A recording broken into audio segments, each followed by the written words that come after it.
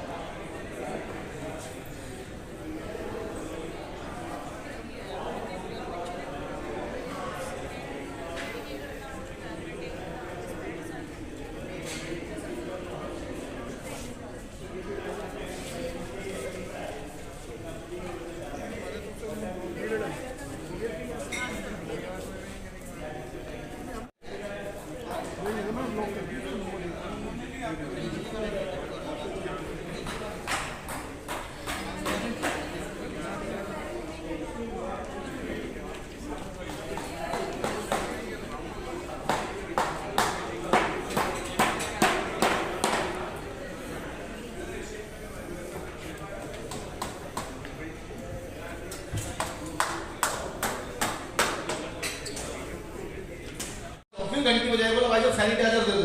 मैंने कहा मैं क्या सब तो फिर आगे बोला भाई साहब सैनिटाइजर मिलेगा। मैंने कहा मैं कहाँ से बोला आपके घर के बाहर लिखा हुआ सैनी। मैं सैनी देख के सैनिटाइजर मान लिया, अच्छा है मैं चड्ढा नहीं हूँ।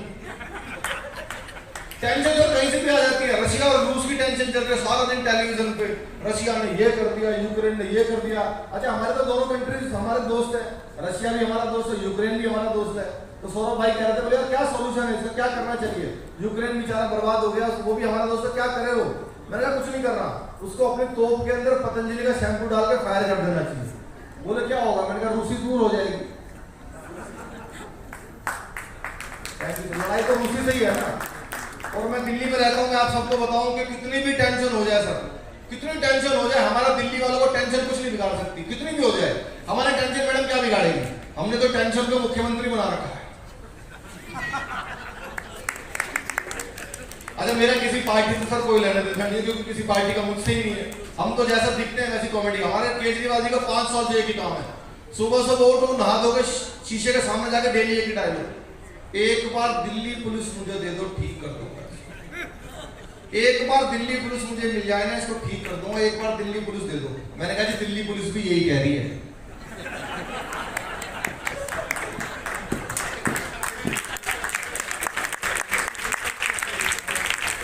और देखिए आप सब लोग डॉक्टर्स हैं, बीमारी ऐसे दूर होती है। हमारे डॉक्टर्स ने कोरोना में कितनी मेहनत की, अपने मतलब प्राणों की आहुति तक भी डॉक्टर्स ने दी, रात दिन काम किया, साइंटिस्ट ने, वैज्ञानिकों ने मेहनत से वैक्सीन बनाई, स्वास्थ्य कर्मियों ने काम किया, तब जाके बीमारियां दूर हो रही हैं।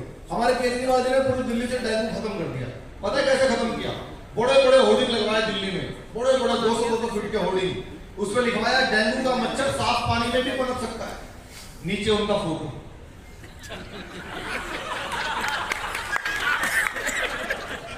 भाई साहब डेंगू दोबारा आने की हिम्मत नहीं कर सकते। ये छोटी छोटी हमें तो क्या जो दिखता है, मैं दिल्ली में रहता हूँ तो जाहिर सी बात है मुझे, मैं ज्यादा समय नहीं लूंगा, आपका समय मेरे पास है भी नहीं और पेमेंट भी नहीं है आज तो मेरा मन भी नहीं कर रहा ज्यादा। नहीं तो हंसने वाली आप बिना सुनी के देखते हो किसी को, मैं जितना आप देखते हो उतनी तो मैंने कर दी थी, तो बात तो बराबर ही होगी। मैं जानता हूँ सभी डॉक्टर्स से, मैं डॉक्टर्स के प्रोग्राम में बहुत जाता हूँ, मैंने बहुत एम्स में बहुत प्रोग्राम किए। एक बार एम्स में गए तो डॉक्टर साहब मरीज के पीछे पीछे भागे जा रहे थे, बोले आज नहीं छोड़ूंगा इसको, आज नहीं छोड़ूंगा। डॉक्टर साहब क्या हो गया, बोला साला सर में टाके लगवाने आता है, बाल कटवा के चला जाता है।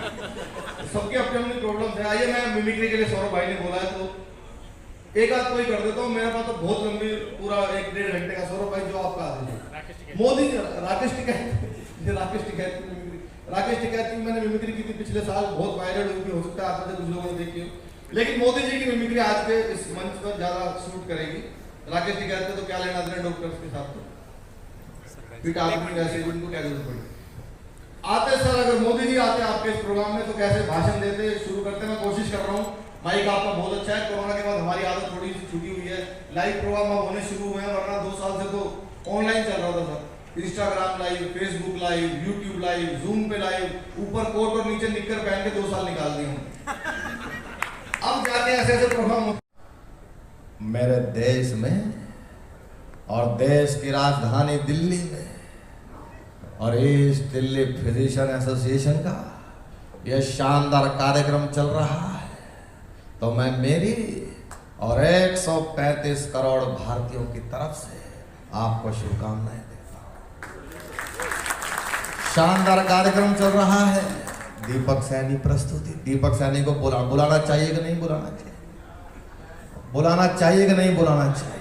बुलाना चाहिए कि नहीं बुलाना चाहिए?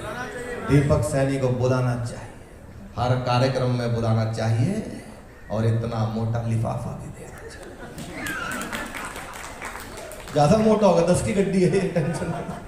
बहुत सारे हैं। अगर अमित शाह जी आते, अब मुझे क्योंकि अब आपने छेड़ ही दिया है तो फिर मुझे याद भी आएगा, भारत के गृह मंत्री मेरे बहुत पसंदीदा नेता, और आपने कभी किसी से अमित शाह जी की मिमिक्री नहीं सुनी होगी सर। सुनी सर आपने? कोई नहीं करता है, कर भी रहा होगा तो कर नहीं पा रहा होगा।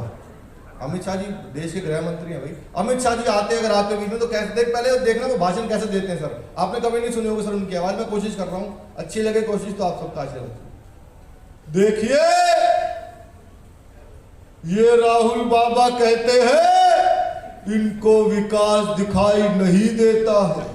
राहुल बाबा, आपको कभी विकास दिखाई नहीं देगा क्योंकि आपकी आंखों पर तो इटालियन चश्मा चढ़ा हुआ है।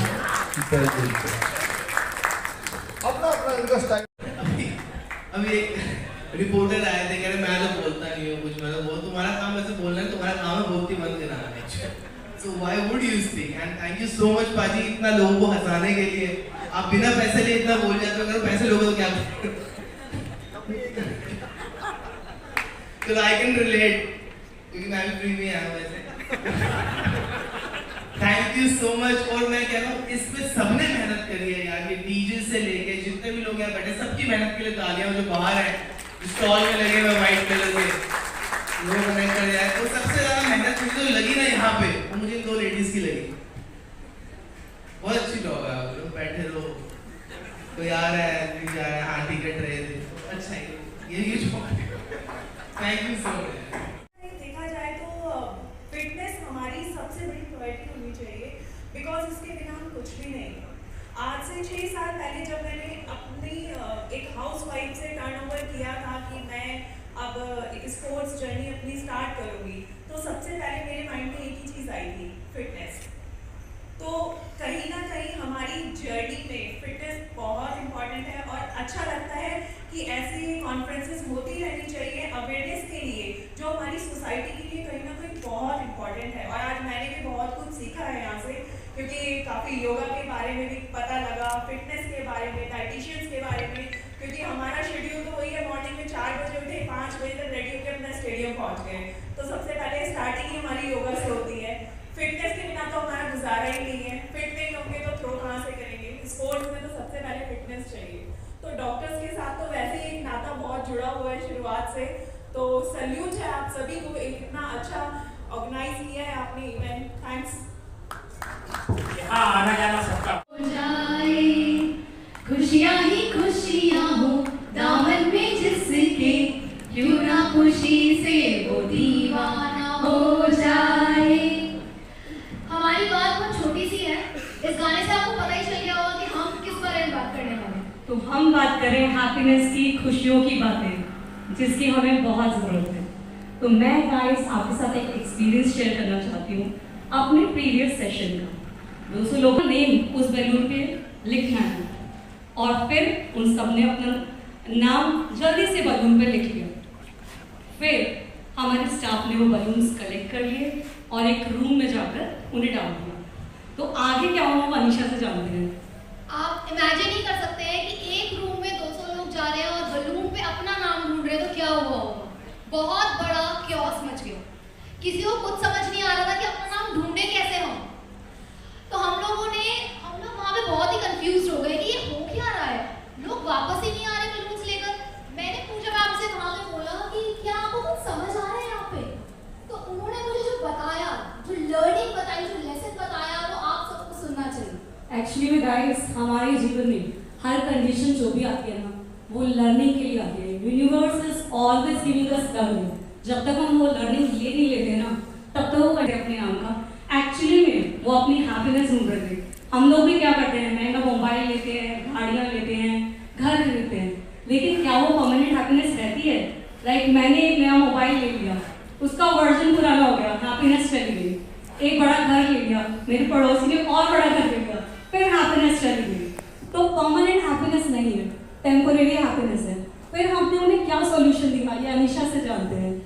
बहुत ही सिंपल सॉल्यूशन था। हमने उन लोगों को वापस बुलाया और बोला कि आप आइए वापस और वापस जाइए उस रूम में, और जो आपको फर्स्ट बलून मिल रहा है, रैंडमली जो भी बलून्स मिल रहे हैं, उसको उठाइए और उसमें जो भी नाम लिखा है उसे जोर से लाउड शाउट करके उस इंसान को बुलाइए अपने पास और उसको सिंपली बलून दे दीजिए।